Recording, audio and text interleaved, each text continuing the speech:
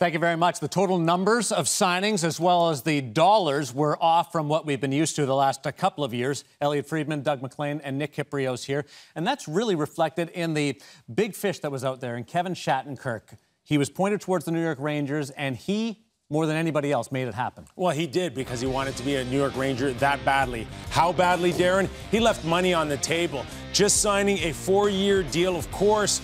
The AAV at 6.65 is a good one, but he left money on the table. It's our understanding that he had a 6-year deal, possibly with New Jersey or Buffalo. But again, this goes to show you how badly he wanted to be a New York Ranger.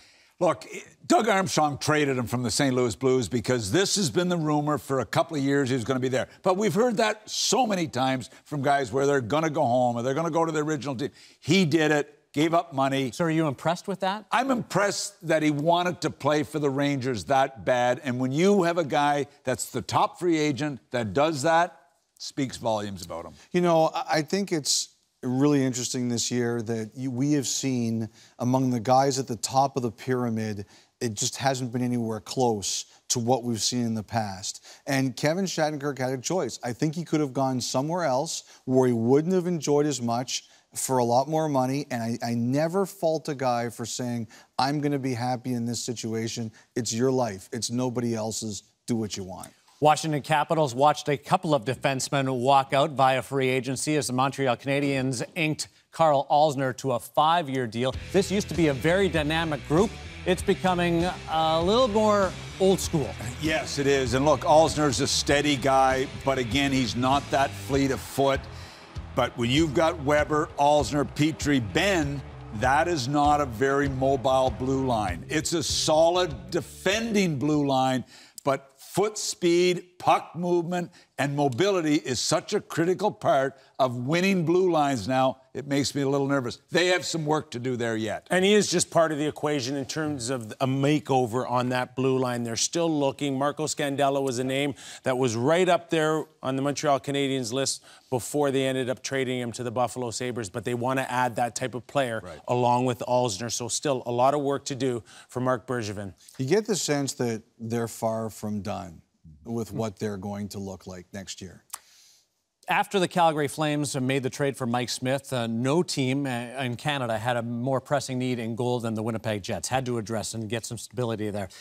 And it's Steve Mason that goes in. Does that take care of things? It does. You know, Steve Mason had an interesting time in Philadelphia, which is a very difficult place for goaltenders to play. Not that Winnipeg is necessarily any easier, but, you know, I think that when you're the Jets, you know you've got to pay a bit of a premium. You look at Brian Elliott, signed for less money. You look at some of the other guys who signed as free agents. Ryan Miller, they signed for less money. But when you're in Winnipeg, you know, and that's the same thing with Kulikov on the blue line. You probably gave him a bit more than a couple other teams would have done. But the fact is, Connor Hellebuyck is competition. And I think if you're going to be a great goalie in this league, you're going to have to fight off competition for once in a while. I think Winnipeg, putting somebody there who can give it to him, is very good for the organization. Steve still has to prove if he can be a #1 goaltender. And look, he's had great runs and great spurts, but not for a long enough period of time. This is another chance. I'm surprised he didn't have to take a pay cut. I really am. And Winnipeg, at least they're better in goal. There's no denying that. Is it an upgrade on Ondrej Pavelec? I think it's a big upgrade on him, yeah.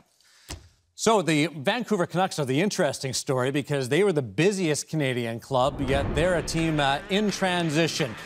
And this might be just filling the gap before they can really turn the corner and hit the reset button. Well, yeah, and Sam Gagner gets the longest term deal at 3 years. It's a transitional season in terms of where they're going in the next few years until they can regroup, possibly stockpile some draft picks, and get themselves in a position to compete in the next 3 years.